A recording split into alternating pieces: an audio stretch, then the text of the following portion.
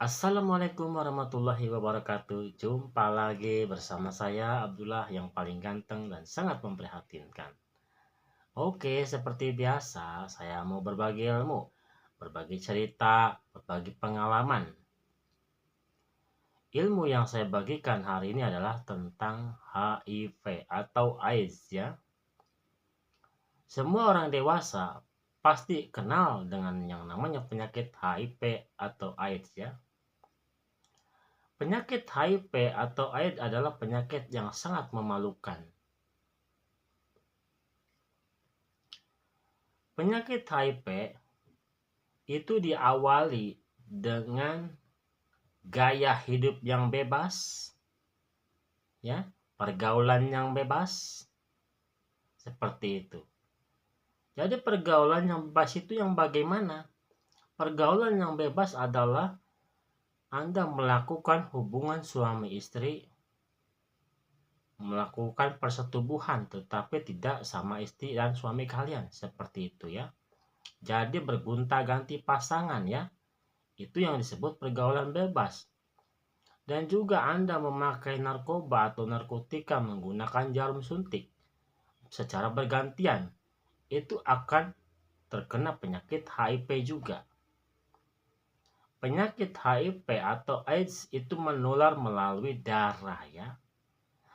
Contohnya ketika kita memotong ke tukang cukur menggunakan pisau cukur, memotong kumis, lalu si ini yang terkena HIV dipotong.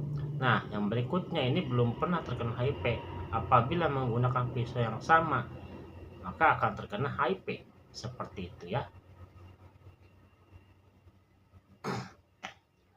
Selain menggunakan pisau untuk pemotong rambut yang terkena HIV menularnya juga bisa berhubungan suami istri ya.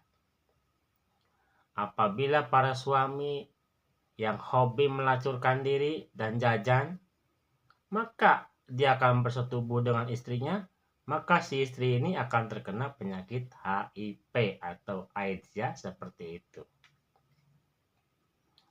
Jadi efek sampingnya penyakit HIV itu seperti apa? Menurut ilmu yang saya ketahui ya, penyakit HIV atau AIDS itu efek sampingnya kemaluan kita itu terasa gatal-gatal ya. Bagi perempuan merasa tergatal-gatal yang terkena penyakit HIV. Selain gatal-gatal juga penuh dengan nanah ya, yang namanya penyakit HIV itu. Jadi selalu keluar cairan dan keluaran cairan itu akan menimbulkan bau busuk dan juga menimbulkan rasa sakit yang sangat menyiksa ya, seperti itu. Jadi para dokter dulu belum pernah menemukan obatnya penyakit HIV. Akan tetapi kalau sekarang saya nggak tahu ya, apakah sudah ada obatnya atau belum. Jadi menurut penelitian saya, orang yang terkena penyakit HIV atau AIDS itu rata-rata tidak mau mengungkapkan penyakitnya ya. Baik itu ke klinik, puskesmas atau ke dokter. Karena ini penyakit yang sangat memalukan. Seperti itu ya. Jadi buat ibu-ibu dan bapak-bapak dan kawan-kawan, janganlah Anda panik atau takut jika Anda sudah terkena penyakit HIV atau AIDS. Saya akan kasih kabar kepada Anda, kabar gembira ya. Saya sudah tahu obat cara menemukan penyakit HIV atau AIDS ya. Jadi pengobatan cara saya adalah pengobatan secara gaib ya. Bukan pengobatan secara alami. Jadi pengobatan gaib itu yang seperti apa? Oke, akan saya jelaskan. Jadi, jika bapak-bapak, ibu-ibu, dan kawan-kawan terkena penyakit HIV atau AIDS, maka yang pertama Anda harus sholat tobat. Bertobat Anda kepada Allah, minta ampun Anda kepada Allah ya. Dan puasa Senin dan Kamis sebelum sahur Anda berdoa, ya Allah sembuhkanlah penyakit HIV saya. Sebelum Anda berbuka juga Anda berdoa, ya Allah sembuhkanlah penyakit HIV saya, ya Allah tolong ya Allah. Diulang-ulang Anda Senin, Kamis, diulang-ulang sampai penyakit HIV Anda sembuh. Saya yakin 100% pasti penyakit kamu sembuh. Akan tetapi, perlu Anda ketahui, jika Anda sudah sembuh penyakit HIV, jadi saya sarankan, mohon untuk jangan disalahgunakan ilmu saya ini ya. Disalahgunakannya bagaimana? Anda sudah tahu cara pengobatan saya bisa menyembuhkan penyakit HIV. Lalu Anda mengulanginya lagi, perbuatan penyakit HIV, yaitu pergaulan bebas lagi, menggunakan narkoba lagi, terus sholat lagi, tobat, terus menggunakan puasa Senin Kamis lagi. Itu namanya Anda bandal, ya. Sudah tahu saya kasih obat, kasih solusi, malah mempermainkan cara pengobatan saya ini. Seperti itu. Jangan Anda salah gunakan pengobatan cara saya ini, ya. Kalau sudah Anda tahu pengobatan cara menyembuhkan penyakit HIV atau AIDS, maka jangan disalahgunakan. Boleh Anda disebarkan kepada kawan-kawanmu yang terkena penyakit HIV atau AIDS supaya sembuh dengan cara pengobatan saya. Akan tetapi saya mohon untuk jangan disalahgunakan ya. Jadi kebanyakan buat ibu-ibu dan bapak-bapak itu paling takut yang namanya terkena penyakit HIV ya.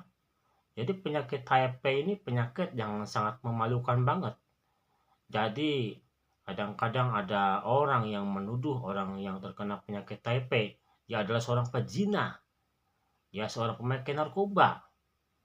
Padahal penyakit HIV itu bisa menimpa kepada siapa saja, baik dia kepada ahli ibadah, ahli puasa, atau dia seorang santri kah, atau seorang ustadz kah. Kok bisa terkena penyakit HIV? Ya menular. Menularnya seperti apa? Ya contohnya, ketika ada ustadz memotong rambut sama memotong kumisnya. Nah yang pertama ini kena penyakit HIV. Jadi ketika ustadz memotong kumisnya, terkena HIV juga. Baik itu ustadz, santri, ya, atau orang baikkah seperti itu. Begitu juga dengan jarum suntik. Jarum suntik ini kan satu, jadi gonta-ganti orang, tapi jarum suntiknya tetap satu. Nah, itu akan menularkan penyakit HIV seperti itu. Jadi menularnya lewat jarum juga gitu. Jadi menurut para ahli kedokteran, para ahli medis, itu setiap jarum suntik itu digunakan satu orang. Satu orang di jarum suntik, contohnya mau disuntik pantatnya, suntik, habis itu dibuang. Jangan dipakai berulang-ulang seperti itu. Nanti bisa menular ke penyakit yang lain. Seperti itu ya.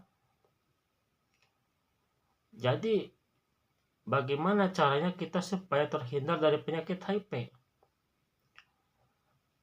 Kita supaya terhindar dari penyakit HIV ya kita hanya cukup berdoa. Berdoa kepada Allah, minta perlindungan kepada Allah.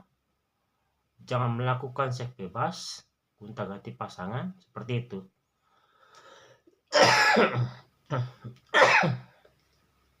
Dan juga jangan menggunakan jarum suntik, memakai narkoba untuk menghindari penyakit HIV ya, seperti itu.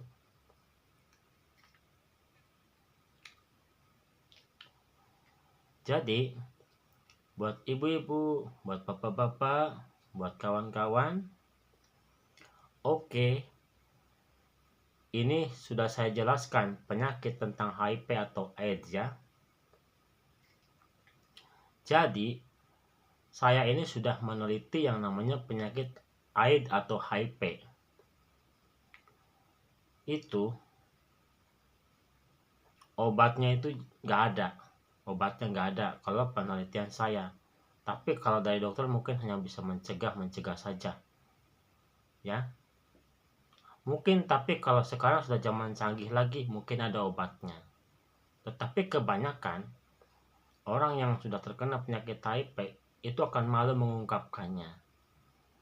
Mau ke puskesmas, atau ke klinik, atau ke dokter itu akan malu. Seperti itu.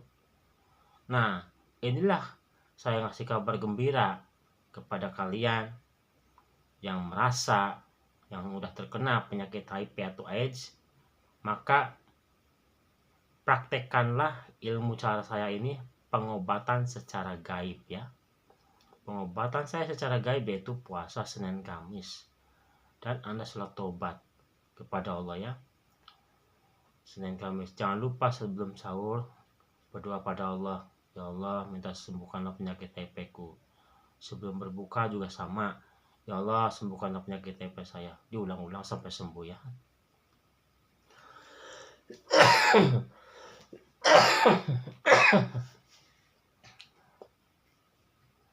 Nah, ini saja yang saya dapat sampaikan. Mudah-mudahan ada manfaatnya. Sekian dan terima kasih. Assalamualaikum warahmatullahi wabarakatuh.